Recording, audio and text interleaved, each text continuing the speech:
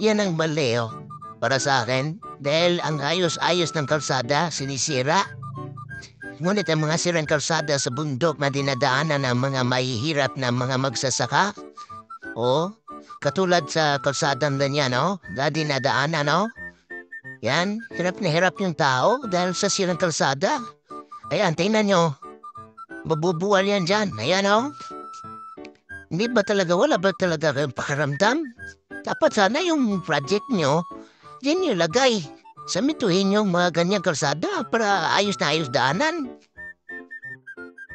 Alam niyo mga kaguns, mga ka-FB friends, talagang ako po ay nasasayangan sa budget na nilalaan dyan sa daan na maayos pa, no? Pero pilit na sinisira po. Samantalang may mga daan naman dito sa ating bansa na kailangan ng pansin at kailangan nag-aarang solusyon, no, para mas semento. Daya nito, tingnan nyo nga, ayan po.